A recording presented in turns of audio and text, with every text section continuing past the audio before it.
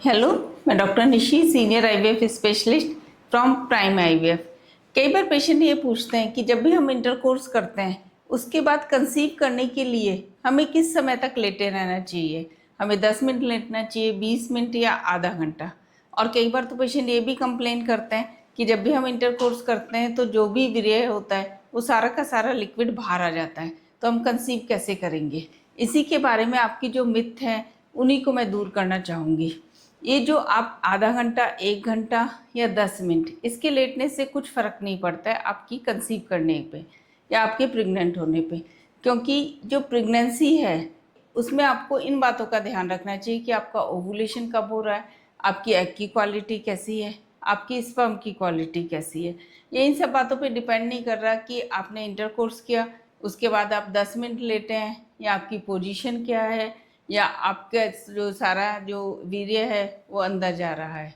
क्योंकि जो सीमन होता है, वीर्य होता है, वो काफ़ी चीज़ों से मिलके बनता होता है। उसमें खाली स्पर्म ही नहीं होते, इसके अलावा उसके अंदर जो लिक्विड होता है वो जो होता है वो वेसिकल्स से निकलता है। सेमिनल वेसिकल्स होती हैं, उनसे 70% लिक्विड निकलता है, जिसमें कि फ्रक्टोज होता है जो कि स्पर्म को एनर्जी देता है। इसके अलावा जो प्रोस्टेट ग्लैंड होती है मेल की, उससे 30% लिक्विड निकलता है जिसमें एंजाइम्स होते हैं और साथ में जिंक वगैरह होता है जो कि उसकी एक्टिविटी को बढ़ाता है।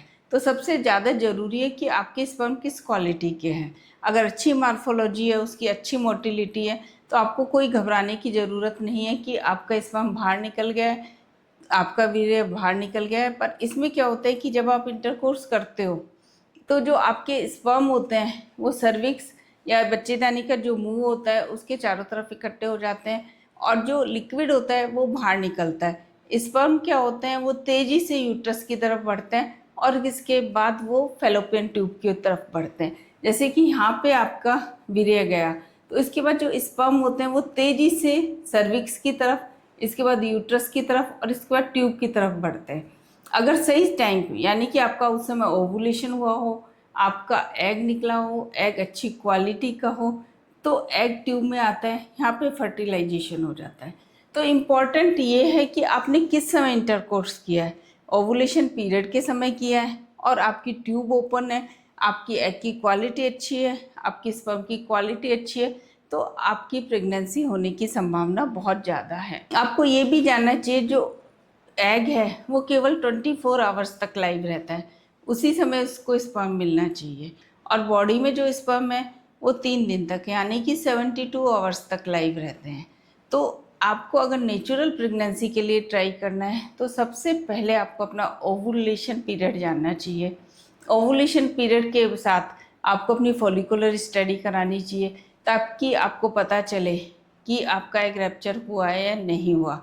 ये आपको केवल अल्ट्रासाउंड के द्वारा या कुछ एलएच किट आती हैं जिनके द्वारा आपको पता चल सकता है कि आपका ओवुलेशन हो चुका है और उसके बाद आपको इंटरकोर्स में जाना चाहिए।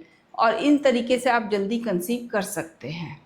आपको इससे संबंधित कोई भी क्वेश्चन और पूछना है तो आप मुझे ईमेल कर सकते हैं या सजेशन बॉक्स में जाके पूछ सकते हैं।